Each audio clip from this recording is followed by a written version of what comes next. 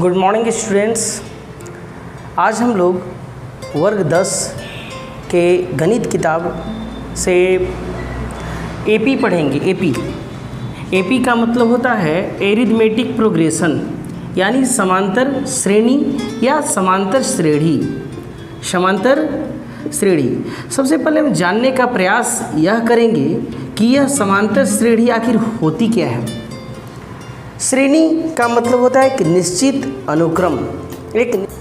जैसे यह एक सीढ़ी है, मान के चलिए एक सीढ़ी है, ये पहला स्टेप, ये दूसरा स्टेप, ये तीसरा स्टेप, ये चौथा स्टेप और ये पांचवा स्टेप। एक निश्चित दूरी पर ये स्टेप बना होता है। अगर मान के चलिए कि ये स्टेप न रहे, उसके बाद आप देखिए तो आप पाएंगे कि इसमें अंतर है।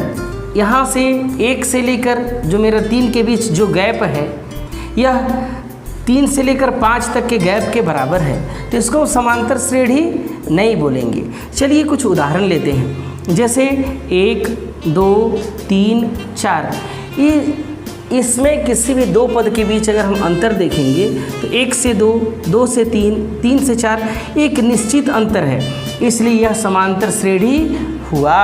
अब एक दूसरा एग्जाम्पल लेते हैं। 100, 70, 40, 10। अच्छा, 100 में से 70 को हम पहले घटाइए तो 100 में से 70, ये दूसरा में से पहला को घटाइए। 70 में से 100 तो ये माइनस में आएगा -30। 40 में से 70 तो 40 में से 70 को घटाएंगे तो 70 चूँकि बड़ा है और 40 छोटा है, इसलिए छोटा में से जब भी बड़ा घटता है तो ऋणात्मक चिन्ह आता है, यानी 40 में से 70 खर्च तो 30 आया।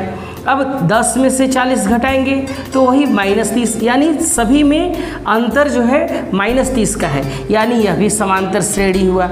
अगर अंतर जो भी मेरा सार्व अंतर है, यानी कॉमन डिफरेंस, अगर बराबर आए तो वह सार्व अंतर हुआ, और अगर बराबर नहीं आए सार्व अंतर तो वह समांतर श्रेणी में वह अनुक्रम नहीं होगा। चलिए कुछ उदाहरण और लेते हैं। जैसे कोई कहा 1, 5, 8, 12 ... यह एक एग्जाम्पल है। तो हम देखेंगे ये मेरा पहला पद हुआ, यह मेरा दूसरा पद हुआ, यह मेरा तीसरा पद हुआ, यह मेरा चौथा पद हुआ। ए को हम पद के रूप में निरूपित करते हैं। A1 मतलब पहला पद, A2 मतलब दूसरा पद, A3 मतलब तीसरा पद, उसी तरह AN का मतलब nवां पद।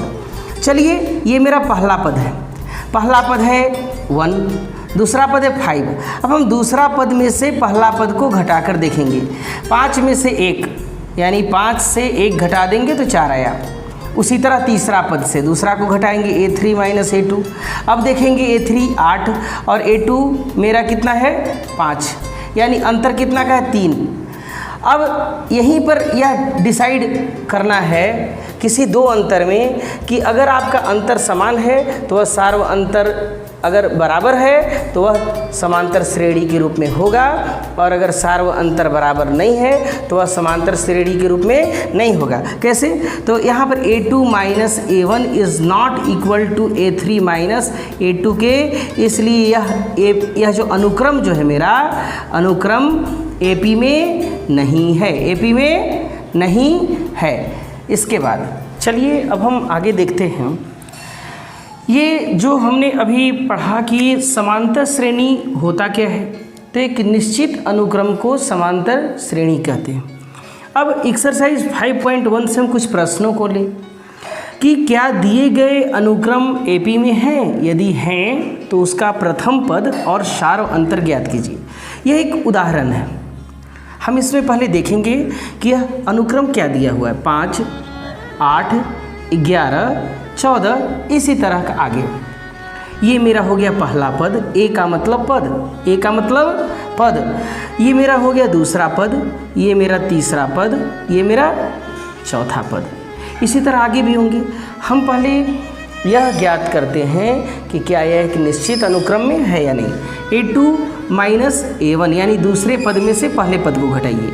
8 घटाओ 5 यानी 3। इसी प्रकार तीसरे पद से A3 घटाओ A2। A3 मेरा 11 है -8 यानी 3। उसी तरह A4 माइनस A3, अगर हम 2 ही निकाल कर छोड़ देते तो यह मेरा उचित नहीं होता, इसलिए 1-2 क्रम और आगे निकाल लिया कीजिए।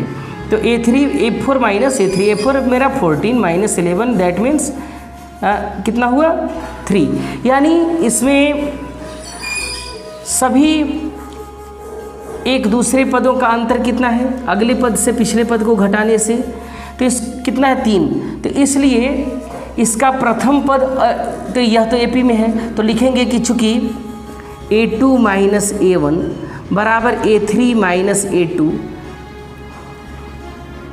बराबर A4 माइनस A3, ये सभी बराबर हो रहे हैं, इसलिए लिखेंगे हम कि अनुक्रम AP में है। तो यदि AP में है तो बोला है कि प्रथम पद और सार्व अंतर ज्ञात कीजिए। तो प्रथम पद यानी शुरू वाला, अगर AP में है तब की बात बतला रहे हैं। तो प्रथम पद यानी A1, तो A1 मेरा 5 है, और सार्व अंतर का मतलब कि ये जो मेरा कॉमन डिफरेंस आया सो, यानी सार्व अंतर को D से दिखलाते हैं, और यह मेरा हो गया सार्व अंतर, यानी अगला पद घटाओ उससे पीछे वाला पद, यानी A2 माइनस A1 कर सकते हैं या A3 माइनस A2 कर सकते हैं। तो A2 मेरा है कितना 8 घटाओ 5 यानी 3। इसी तरह से हम इस प्रकार के प्रश्नों को हल करेंगे। एक अन्य एग्जाम्पल हम लेते हैं। अब देखते हैं कि क्या यह मेरा पद AP में है या नहीं है। तो ये मेरा हुआ पहला पद, ये मेरा हुआ दूसरा पद, ये मेरा हुआ तीसरा पद। पहले हम घटाएंगे अगला पद से उससे पीछे वाला पद, यानी -8 घटाओ इससे पीछे वाला पद है मेरा -5, यानी -8 और माइनस माइनस +5। 8 में से 5 घटाएंगे तो मेरा 3 आया, बड़ा वाले के पहले माइनस का चिन्ह, तो यह माइनस लगा दिए। अब चलिए फिर अब A3 में से A2 को घटाएंगे, A3 माइनस A2, A3 मेरा -10 घटाओ A2 मेरा -8, यानी -10 + 8 यानी -2। तो यह दोनों इक्वल नहीं हुआ, तो लिखेंगे यहाँ पर since A2 minus A1 is not equal to A3 minus A2, so the series is not in AP, मतलब यह AP में नहीं है। तो इसके लिए प्रथम पद तो होगा, लेकिन इसका कॉमन डिफरेंस अलग अलग होगा। अब यहाँ अगर कोई क्वेश्चन करे कि निम्न AP का सार्व अंतर तथा अगले 2 पद ज्ञात कीजिए। मान के चलिए कि यहाँ दिया हुआ है 3 और 3 6, 3 9, 3 12। इसका बोला कि ये AP ही दिया हुआ है। यहाँ पर एक अंतर जो है इन दोनों का बीच का अंतर डिफरेंस जो है वह बराबर है। अगर हम D ज्ञात करें, D का मतलब अगला घटाओ उसके पीछे वाला, यानी 6 घटाओ 3, इसमें से दूसरे पद में से पहले को घटा देंगे, यानी 3। यहाँ चूँकि यह AP दिया हुआ है इसलिए इसको चेक करने की आवश्यकता नहीं है कि AP में है या नहीं है। अब हम क्या करेंगे कि मेरा कितना पद दिया, D तो मेरा निकल गया, तो सार्वंतर तो मेरा हो गया। अब बोला कि इसके अगले 2 पद ज्ञात कीजिए। तो मेरा पहला पद, दूसरा पद, तीसरा पद, चौथा पद, यानी A5 ज्ञात करना है। A5 को कैसे ज्ञात करेंगे? A5 ज्ञात करने के लिए जो मेरा चौथा पद दिया हुआ है उसमें हम D को जोड़ देंगे। तो चौथा पद मेरा 12 है। उसके बाद जो मेरा कॉमन डिफरेंस है, जो अनुक्रम को बढ़ाने वाला अंतर है, वह 3 है, यानी 12 और 3 15। उसी तरह अगला 2 पद यानी छठा पद, तो A5 + D, जितना पद ज्ञात करना रहेगा उसके पहले वाले पद में हम D जोड़ते जाएंगे, यानी A5 मेरा कितना है 15 + 3 यानी 18। इसी तरह से बच्चों हम इसको हल करेंगे और आगे बनाएंगे। धन्यवाद।